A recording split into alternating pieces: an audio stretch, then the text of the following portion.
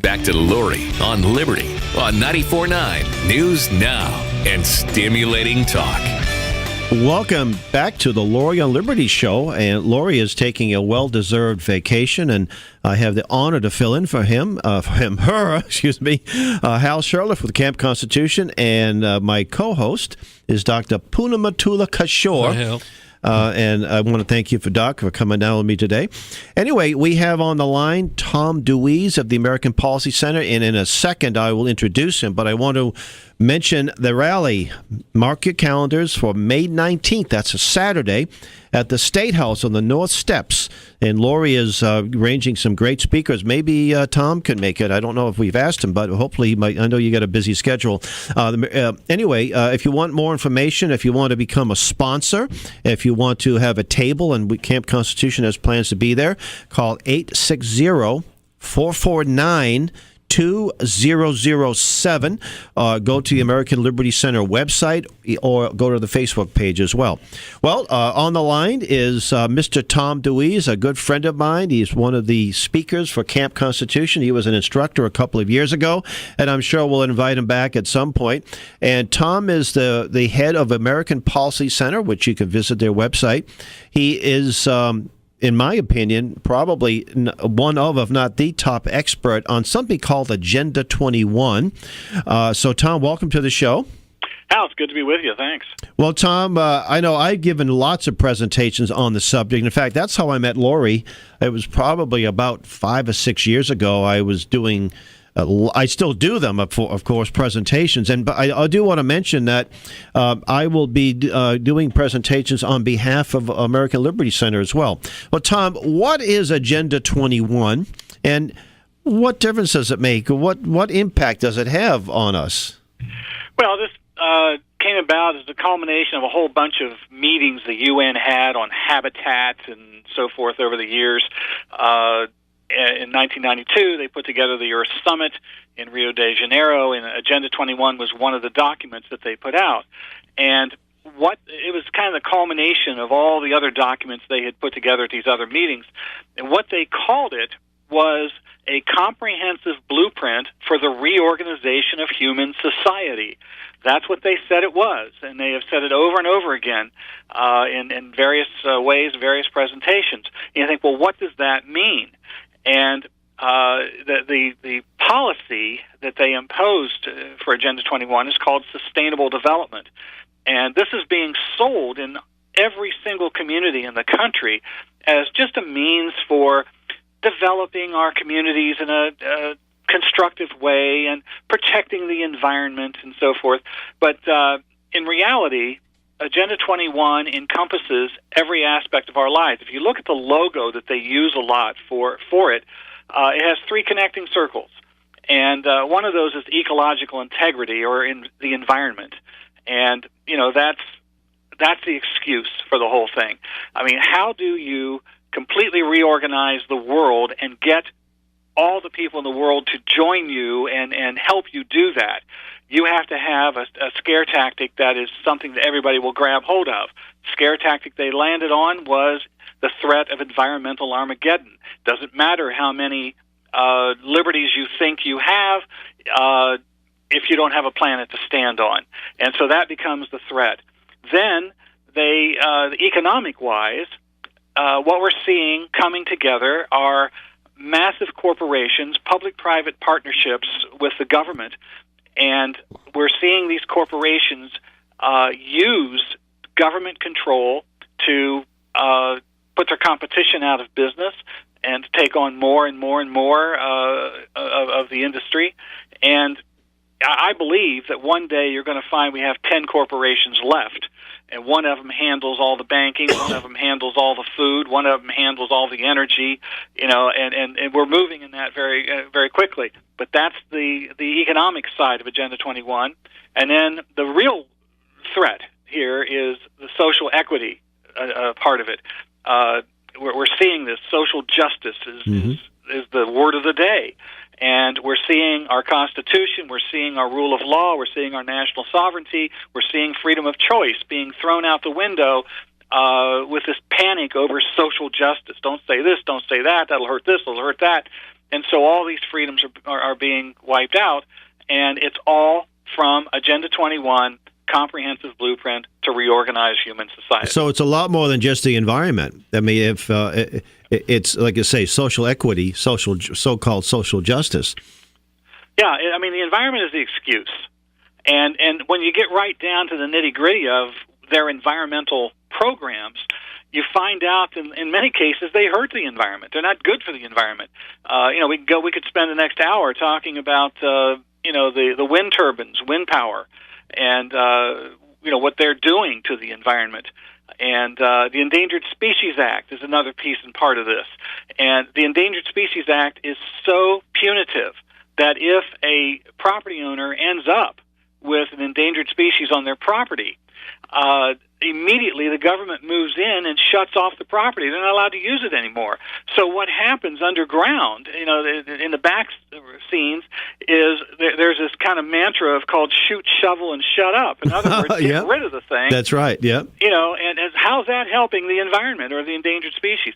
So this is how crazy it is, and they won't, the proponents of this won't even discuss changing a single comma in the Endangered Species Act to try to fix that problem. Well, Tom, I remember one day I was going for my morning run, and I saw a big pile of truck batteries, right by a stream going into a river.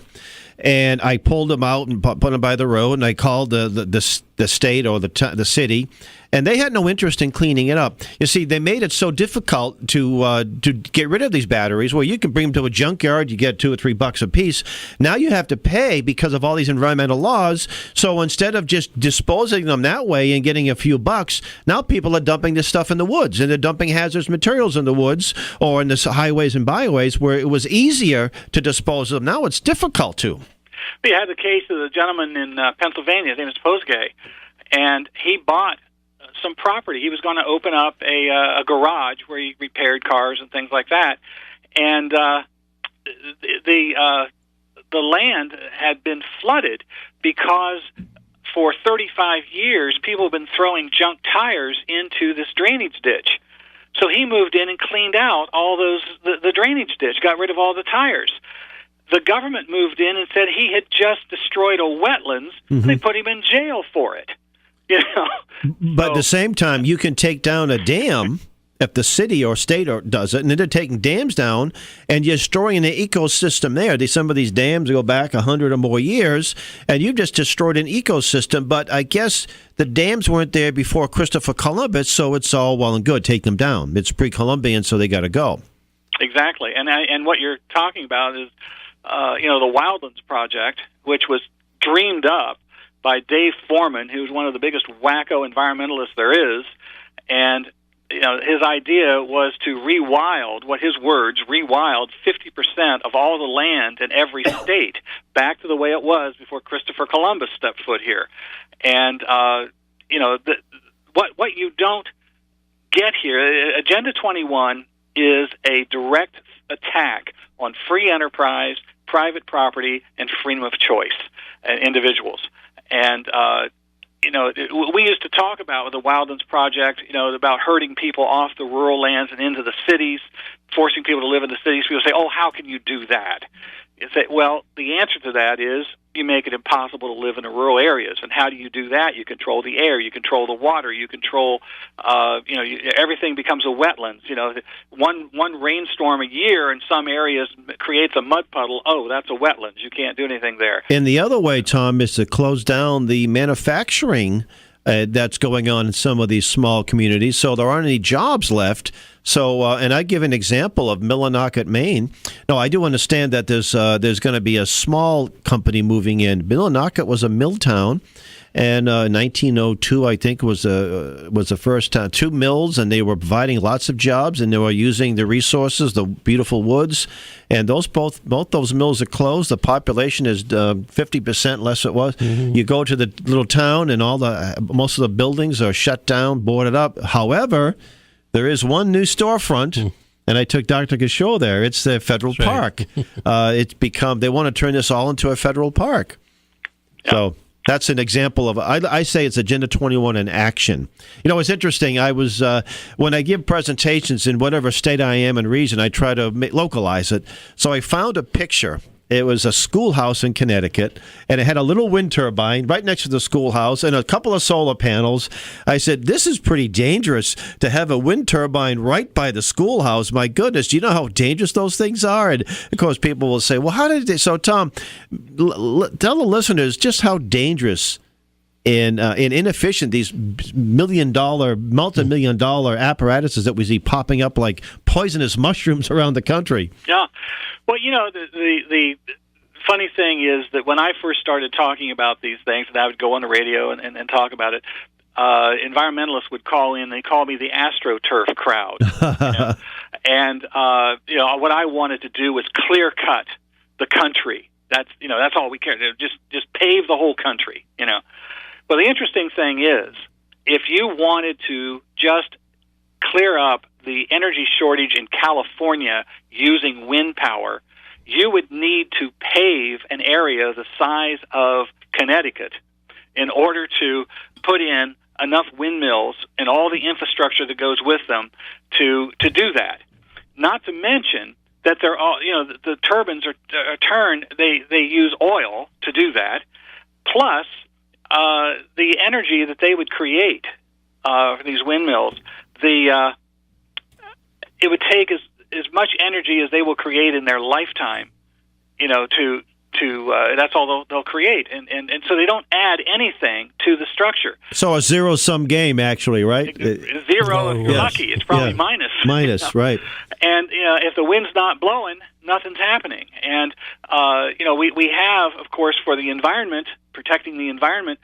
Actually, the Audubon Society calls these things Cuisinarts in the air.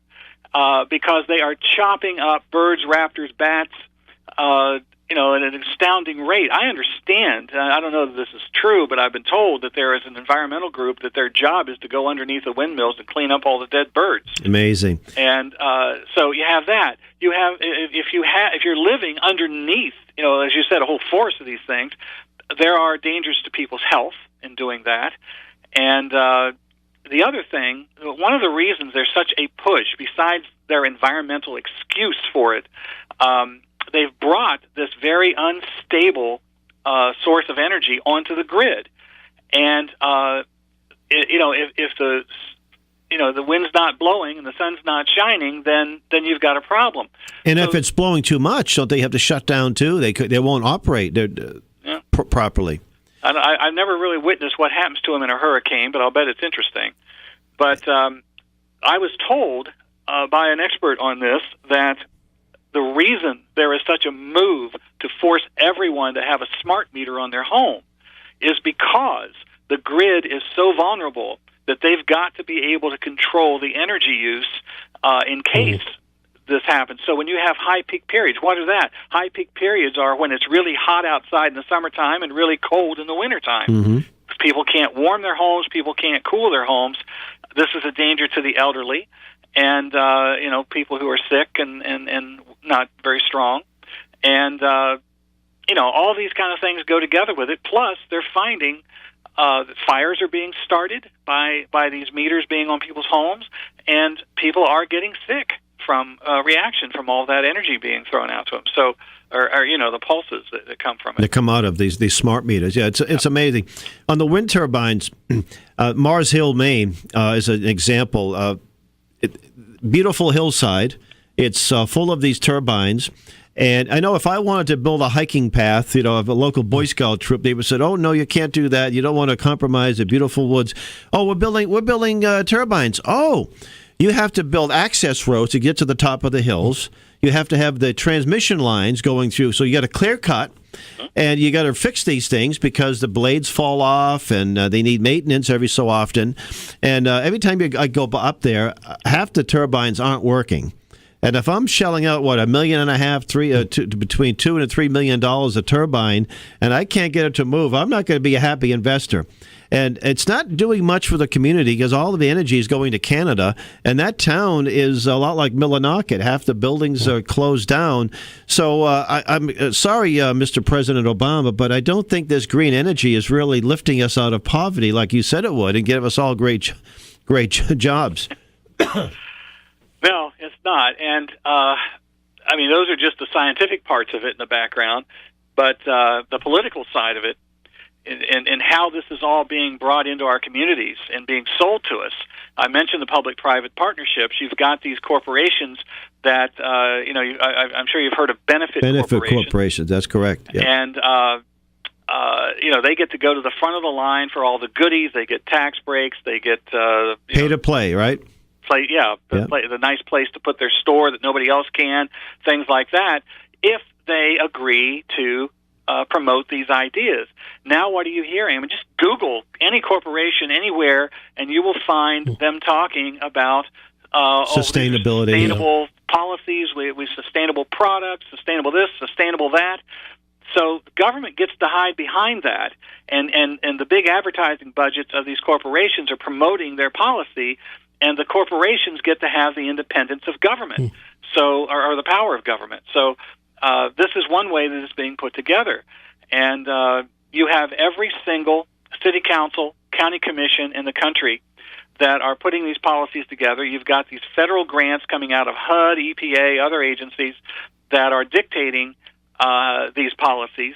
They take the money, and now you've got, for every one of these programs, whether it's bike lanes or it's energy use or it's building design, whatever that is, every one of those have an NGO organization promoting them. They're living off those grants.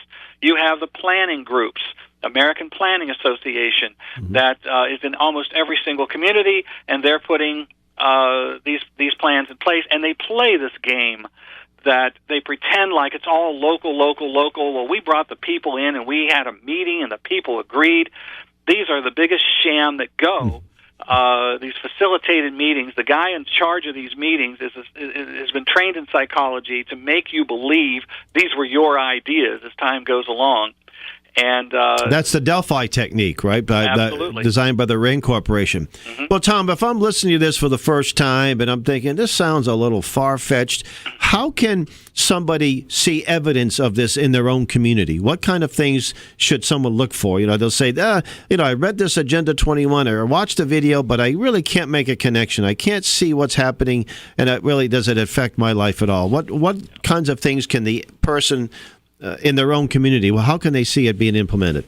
Well, the first thing, you're going to hear your county commissioner, whoever it is, city council. If you have a county, they got rid of them here in Connecticut. Did they? They're just on a map, but there's no such thing as a county. Well, they'll start talking about developments, and we've got a plan, and you'll hear about a vision program, and it might be something like, the Vision 2040 or something like that. Or 2030. 2030, 2050.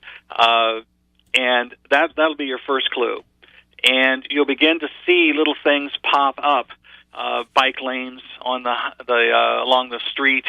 And now, Tom, how long have bikes been around? I think they predate the internal combustion engine, but all of a sudden we see these lanes, and these bike lanes, I think I'm not against necessarily bike lanes but in themselves or riding bikes, but most towns, they're rural areas or they have sidewalks, but you see these narrow streets with a high volume of traffic, including Mack trucks, and you see a little bike lane, and sometimes the bike lanes will disappear into, it ends where the Mack truck begins. It's really crazy. Well, when I was a kid, I rode hundreds of miles on my bike. I never had a helmet. I never had a funny outfit to wear. And I rode my bike wherever I wanted to go. And I didn't have any trouble with it. But what they're doing here, they're beginning to prepare. One of the main tenets of Agenda 21 is to eliminate the cars. They want to start putting one of the other things you'll hear about. They'll start talking about some kind of public transportation system. A lot of cities are now beginning to put in trolleys, or of course, there are light rail trains, things like this. And they're very expensive.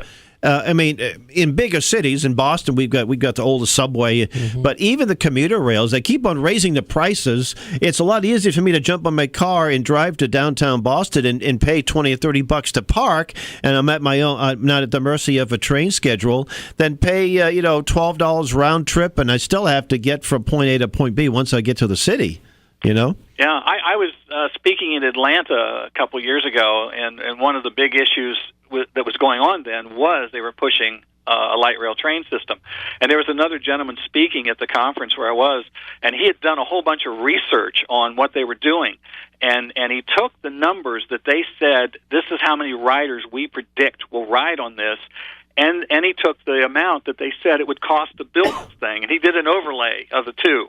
And he did his whole presentation. He said, I have now figured out that with the amount of money that they say this is going to cost, with the number of riders, I can buy every single one of those riders their own limousine and throw in a chauffeur on top of it. These numbers never pan out. If they project something, it's going to be 3 times that much before they're done. And the train goes where they want it to go, not where you want to go. That's right. And that's why the American people, the car became what it was. We can get in it and go where we need to go. Well, what they begin to do to discourage you from driving cars, first of all, they're building these stack and pack high rises, and they don't put parking lots in. They put speed bumps in the middle of the road, and so everywhere you go, you go up and down these speed bumps. And eventually, you're sitting there saying, "I got to go to the grocery today," but man, I don't want to ride. I don't want to drive. I don't want to do that. They make it, and of course the bike lanes make it, as you said, these very narrow streets very difficult to get down. What they're doing with these bike lanes, this is a preparation to prepare us for the day when we ride bikes everywhere and there are no cars. So these streets will then be for that. And one prime example of that in Dayton, Ohio, a lady by the name of Jenny Granado has a 150-year-old farmhouse that's along a highway. She had a front yard with a big hedge in front of it to keep the highway sound down and everything. And her mother had a beautiful magnolia tree there and a swing, and she liked to sit underneath that. They knew something was coming. One day, her mother hears this big racket out in the yard, goes out in time to see bulldozers pushing down that hedge and her magnolia tree. Her mother was so shocked by this, she grabbed her chest and fell over dead. She had a heart attack right there. Goodness. Nothing was ever said about it. They just have it. Then the bike lane. This was not a bike lane. This was a bike highway. It was a big, wide thing. It came within 7 feet of Jenny's front door, and that's still there today. It goes right straight through there. They literally rendered her home worthless. Nobody will buy it, and it's darn difficult to live in it. And other times they have these biking trails and so forth that go behind people's homes. And what they're doing is they're bringing traffic into these neighborhoods. It was never there before. That means there are people there that were never there before. That can be a security threat, all kinds of things. But this is the reorganization of our society. We have a caller on the line, but we have less than a minute, so we'll take the caller, and then if you may want to hang on to Ben? Are you there? Yes, I am. Hey, Ben. Hi. You have a question for our guest? Well, for Tom, I wanted to ask him, because I'm a planning and zoning commissioner, and I'm dealing with my second town planner, and I know these men are trained by the APA, and certainly they know the Delphi technique and they use it. And I wanted to get his opinion, or if he thinks that these people who are in these positions of planning, and they're employed by the regional government, are they? We're going to have to go to a break, so we'll take the question on the other end. You'll be listening to Lori on Liberty with Hal Shurtleff filling in as a guest host. We'll be right back. Back to Lori on Liberty on 94.9 News Now and Stimulating Talk.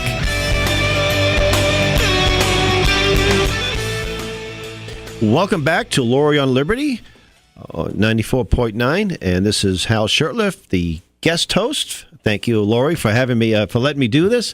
I'm the director of Camp Constitution. I'm in the studio with Dr. Punamatula Kishore, my co-host and my worthy sidekick for the day. And before we bring back our guest, Tom DeWeese, I just want to again mention the rally schedule for May 19th at the State House, North Capitol Steps. Lori is sponsoring this through her American Liberty Center. And if you'd like to participate in this event, be a sponsor, have an information table, help out financially, 860-449-2007 is the number to call. American Liberty Center, just go to the website or the Facebook page as well. And our camp, Camp Constitution, we run a wonderful week-long family camp, and this year's camp is going to be in Pittsfield, Massachusetts, not too terribly far from most of the listeners, and it's going to be from August 5th to the 11th, and we have a great lineup. Now, we do a lot of things you do at camp. We have a beautiful lake and swimming and hiking. We're going to be taking a field trip to the Battle of Bennington site, as well as Saratoga, the Battle of Saratoga, and we have some incredible guest instructors, including Lord Christopher Monckton. I think Tom DeWeese is a friend of the Lord's, and Professor Willie Soon, another friend of Tom's, and Mrs. Chris Ann Hall, and Dr. Duke Pesta. To learn more about that, visit our website, campconstitution.net. Now, back to our guest. Tom. Yeah, the gentleman asked a question a while ago. Can you answer that question? Is he still on? Ben is back. All right, Ben. You didn't get to finish. You were just starting to ask the question, really. Well, I guess what I'm wondering is, should I expect that these men, who are obviously very, very educated, everyone else on the commission considers them to be experts, and they don't question a single thing that they say because they're like deer in the headlights, and so I just wanted, are these men who are trained by the APA, do they know the end game of the agenda they have? Or do they themselves think they're being patriotic Americans and they're convinced that this is good for our country? I suppose it depends on idea on that. Yeah, I suppose it depends on your definition of what they think is a patriotic American. But they do know the end game, and when we began to put a big spotlight on all of this, and a lot of people who were listening to us began to go to planning meetings and raise a ruckus and ask questions. The American Planning Association quickly put together a boot camp to retrain their people and on how to promote planning. And they said, make this just a discussion in the city. Don't say these words. Don't say consensus. Don't say sustainable, things like that. Smart because growth. That makes these people see red. So don't say that. So they knew full well. The American Planning Association is a member of the Planners Network. And if you go to their website, plannersnetwork.com, you will see in their how they describe themselves. They say, we believe planning should be a tool for allocating resources and eliminating the great inequalities of wealth and power in society because the free market has proven incapable of doing this. Wow. That is social justice. That is what every planner is promoting, particularly the American Planning Association. Wow. Thank you, Tom. Sure. Hey, Tom, we're going to switch gears in a few minutes, but I want you to discuss a little bit about something known as the ICLEI, International Council for Local Environmental Initiative. Yes. ICLEI, yes. ICLEI was one of the NGO organizations. An NGO, by the way, means non-government organization. Yeah, and also, let me back up on that, too. People think, well, any organization is a non-governmental organization, or they're a private group. Not true. It's written in the UN Charter about NGOs, and they look upon these organizations as civil society. They are our representatives on the international level. So if you paid your Sierra Club dues, then you've got representation. But they have to actually apply to become official NGOs. Then they get to work in the back rooms of the UN at these meetings and so forth. But ICLEI was one of those, and they made it their mission to bring Agenda 21 policies into every community in the world.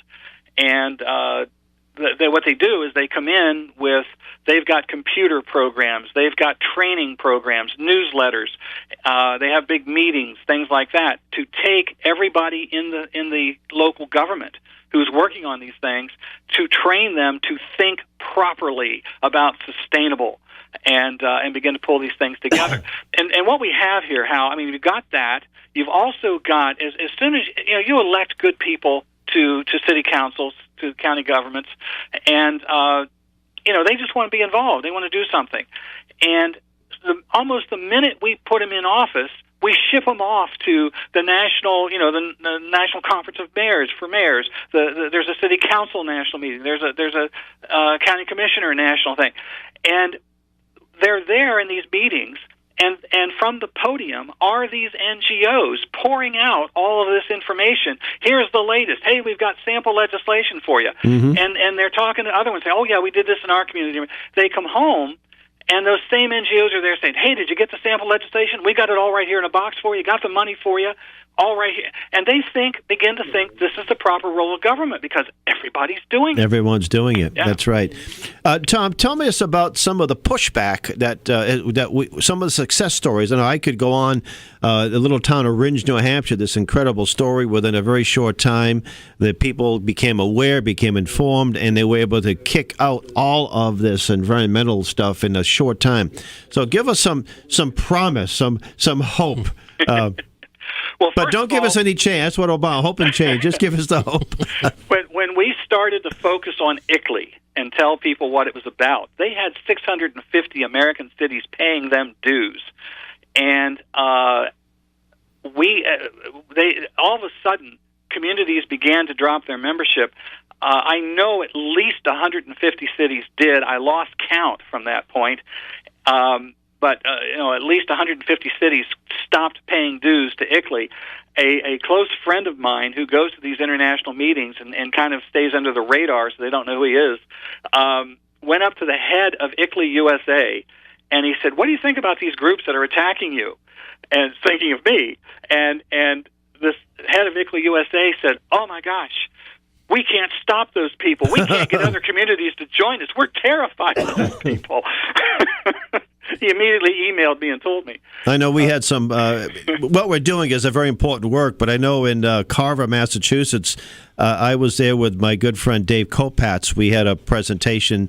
100+ people showed up. A few of the bad guys showed up because they're the ones that sit in the back of the room and they don't smile and they don't, you say something humorous and they just sit there with their arms folded. And as soon as the last person speaks, they run out of there as quickly as possible. But within a few days, the town selectmen voted to get out of ICLEI. That doesn't necessarily mean that they're still not implementing Agenda 21 because they have green communities. They have all these different names for. In Massachusetts, it's Massachusetts Green Communities. In Maine, they have Gateway 1, which was defunded by the governor a few years back. So it's not just ICLEI, and you can visit their website to see, is your town a member of ICLEI? Go to the website, ICLEI USA or just ICLEI, and you'll be able to see, my goodness, if your town's involved, and then you need to take a step to do something about it. We have Sam on the line from Westerly, Rhode Island. Sam, will you have a question for our guest? I have a comment or a characterization that just comes to mind. All our discussion sounds something very much like I remember hearing a story 65 years or so ago in high school about Kafka. Does that sound familiar? There was an author named Kafka who wrote stories like Oh, yes, Kafka-esque. Yes, yeah, of course. Yeah. Yeah, so the Kafka-esque it seems to be replaying itself out still. That's correct. Yeah. So, all right. So, if people want to learn more about your work, Tom, American Policy Center, the website AmericanPolicyCenter.org. It's AmericanPolicy.org. And you got a book. Is it out? Yeah, it's out. You got a new book now. I've got a new book called Sustainable: The War on Free Enterprise, Private Property, and Individuals. Goes through all these details and tells you all the stuff. And then at the end, I get to talk about what we can do about it. And one of the things we're working to go along with the book is creating a property rights network where activists, organizations, elected officials who get it and are with us on this. I'm even beginning to reach out to legal teams. And this is the most exciting part to me because I think that's been our weakest part, is being able to handle legal stuff. And, beginning to pull all this together, we're going to start doing training webinars, things like that. And we can share sample legislation. We can share victories. We can, stories of how to do things. We can share, don't ever do this because you get your head handed to you, all those kind of things. We're going to have a website for it, and you'll be able to click on your state and see who your representatives are or who you can contact there and, any stories and what's going on there, that kind of thing. So, that's great. Yeah. I know that the global warming or the climate change is one of the major pillars of Agenda 21. And I'm holding a book that Camp Constitution Press put back in print. It's called On the Supposed Change in the Temperature of Winter. And can you guess when it was published? 1940s. Well, actually, it was published in 1810. 1810. It was written by Noah Webster, who was, of course, a son of Connecticut. He gave us the great Webster's Dictionary, and he sort of Americanized, got rid of some of those annoying O's and other English funny spellings of the English used.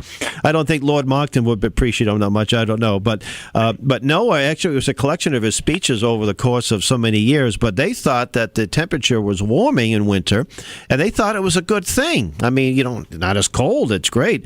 And only because of certain animals that were moving further north. And Noah refuted this pretty decisively. So this is, warm. We've had warm winters and we've had very cold winters. This winter was, for the most part, pretty cold, and it's not over yet. We're expecting another nor'easter here in New England. So, well, Tom, let's switch gears a little bit and talk about something called an Article 5 convention under the U.S. Constitution. I know that you have been a long-time opponent of an Article 5.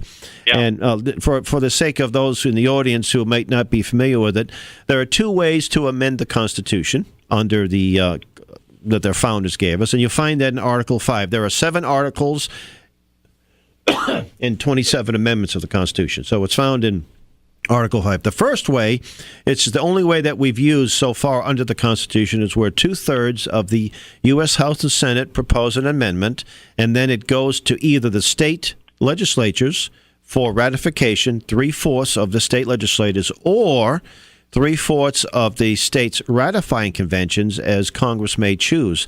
And I believe that I think it was used once, the ratifying conventions, when they ratified the 21st Amendment, which repealed the 18th, the prohibition.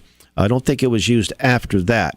And the second way is where 2/3 of the states apply for a convention, passing applications or resolutions, one of the few times of a resolution having any real teeth, because state legislators pass resolutions all the time, and most of them are honoring somebody that's been the head of the Rotary Club for 50 years or someone retiring, what have you. They're not necessarily have a lot of teeth, or they might request that Congress do a certain thing, but but this does have teeth. And I tell you what, I love that fraction 2/3. The founders were great mathematicians, as they knew it was very difficult to get 2/3 and then or 3/4. So what are some of the reasons why an Article 5 convention is not a great idea at this point? Well, first of all, you have this force in the country that is pushing the idea that the founders put some kind of secret, saying in the Constitution that this isn't a constitutional convention, this is an Article 5 convention. Or convention of the states. Yeah. Well, that's totally bogus. I've read the Article 5 85 times trying to find this secret little doorway here. The bottom line is that when the required number of states do put in a resolution calling for a constitutional convention, then it's up to Congress to call that convention. The interesting thing is that's as far as the Constitution goes in any kind of instruction. From that point forward, it has to be decided who will be delegates, how will the delegates be chosen, and there is no provision saying, you can only talk about this issue. The fact of the matter is, once a convention is called and the delegates are chosen, those delegates, that convention, becomes the most powerful force in the country. They have no boss. They go in, they shut the door, and they do what they're going to do. And they can talk about any issue they want. They can take the Constitution, put it on an operating table, and start operating and cutting this out and putting that out and doing this. Now they tell us, they promise us that, well, we're protected from any wacko things that happen there because then the states have to ratify what they've done there. So don't worry about this. Well, we're living in a country today where it's almost a majority beginning to grow that have no idea what the Constitution is about and have been told that it's something we've got to get rid of because it's holding back good reform. It was written by Eurocentric white males 200 plus years ago, so it has no validity today. That's the attitude, and not just liberals, but even people on some so-called conservatives that say, yeah, it's a little outdated. Yeah, and there is a group of so-called conservatives that are pushing this, and a lot of good people who are frustrated with what's going on are buying into it, not knowing that the George Soroses of the world and all that, they've created a whole lot of new constitutions for the United States. There's a green constitution, there's several others, and the fallacy of this argument, first of all, that we don't have to worry about anything. We're going to control what happens there. These guys pushing this act like there's going to be nobody but conservatives there. And, we don't have to worry about anything. We're only going to talk about these issues. Oh, I'm sure the governor of Connecticut, if one is called Dan Malloy, he's going to send He's going to send Lori to this convention because he knows that she's a principal conservative. Exactly. So, they're going to be people of the far left. I'm living in Massachusetts. I don't think they're going to choose me, Tom. I got Dr. Kishore, you think you have to become a citizen first. Then, actually, it doesn't matter anymore. Just show up anyway, right? Yeah. You can vote if you can vote in elections or be an illegal. You're a legal alien, but you've got illegal aliens voting. So maybe we'll have illegal aliens as conventions as delegates. They're going to pick for the delegates. We're going to have a bicultural. We need to have illegals there as well because after all they need to be represented. They'll be under this new Constitution, sure, right? Or these new amendments. Everything but white male conservatives. That's right. Everybody else, right? Right. It's interesting. You mentioned that there are no laws governing an Article 5 convention. Congress, under the necessary and proper clause of Article 1, Section 8, I think it's the last clause, they believe they have a say or may have a say in making laws or rules. Those rules are going to be difficult to enforce. The same people that say there's no way any crazy amendments will come out of a convention are the same ones that are trying to pass these wayward delegate bills. Well, wait a minute now. You said it can't happen, but now all of a sudden you say it may happen, but not to worry. We've got a law in this state or that state. I don't think any states have actually passed them. It may have been one. Was it Florida? But I'm not certain. I know in New Hampshire they just killed the bill to get it. So that's saying that our delegates will have to get instructions from the legislature to go down for one purpose, for a balanced budget amendment and nothing else. And if not, well, what are they going to do? Are they going to send state troopers down there and arrest them? Unless the convention is held in that state, they're not going to be enforced. What if they hold the votes in secret? You have no idea. Or Congress just gives them immunity. You can't arrest these people, And the bottom line is Article 5 does not give any power to the legislators. All it says is their job is to apply for one, and they may vote on anything that may come out. They may not, but so those are the only two duties and powers they have under Article 5. They can instruct all they want, but as you said earlier, the delegates, they're a sovereign body. And, of course, who will these delegates be?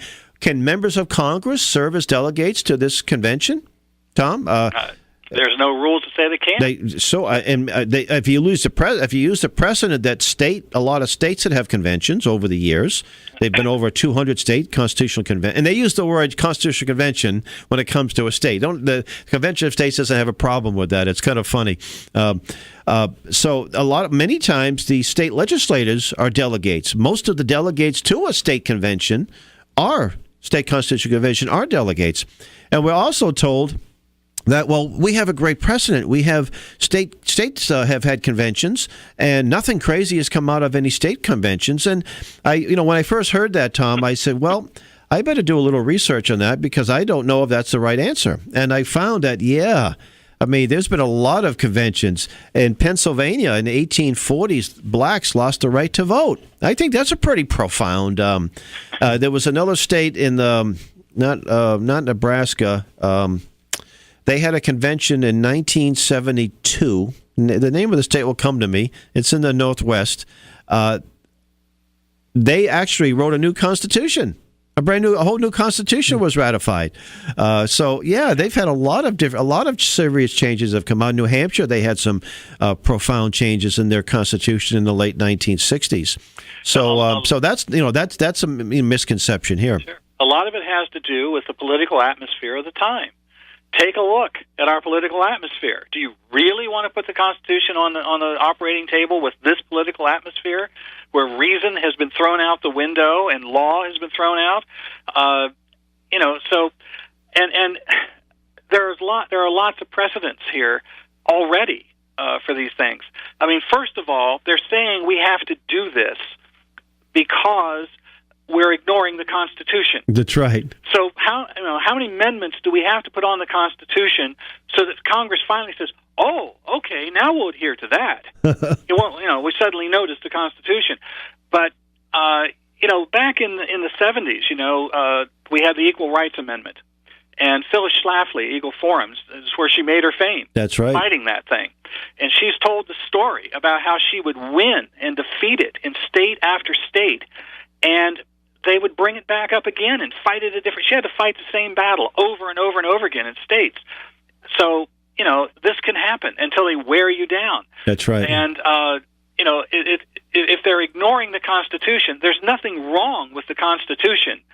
There is something wrong with the people we have entrusted to support it and adhere to it. That's right. We don't have a paper problem. We have a people problem, I think, as a friend of mine recently said. Very well put. This is another issue, too. We're told that Congress won't fix itself. The federal government won't fix itself, so we have to have a convention. Well, the reason why we have this mess is because obviously people want it that way because they keep returning their members of Congress, not always, but in some cases, they'll say that, Congress won't fix itself, and Congress has a 6% approval rating, except for my congressman or my congresswoman. Oh, that person's great, and I'll keep on voting for them. But everyone else has a bad congressman. But so as long as the voters keep on sending the same caliber of person, that's one of the problems with a term limit amendment. Now, it sounds. I think it was Alexander Hamilton that said nothing sounds good at first view, but examining it. Again, you give a Congress member a term of 6 years, or one 6-year term, or 2 6-year terms, and then you sit back and say, well, that person will be termed out, and then we'll be all set. No, then we get the person with the same worldview as the one that just stepped down and it's just been termed out. You haven't solved anything. You still have a problem. Yeah. The idea is that you have to get constitutionalists elected. And how many constitutionalists do you think will sit in any of in a convention if one is called? Try to find them. 5%? Would be 5%? Probably. I mean, that's what are the percentage of constitution? Because a lot of people say that Obama taught constitutional law, so he must be a constitutionalist, right? Right. So what's a constitutionalist? So I think we would be a very small minority at this convention. There'll be mostly the Republican rhino neocons that pretty much control the party in many states, including Massachusetts. So, and by the way, to give you a little idea of where we stand, right now there are 28 states that have live applications calling or applying for a purpose of a balanced budget amendment. But again, it doesn't matter what that purpose is. The Constitution only says that states will apply. It doesn't say they'll set the agenda. So that will be ignored.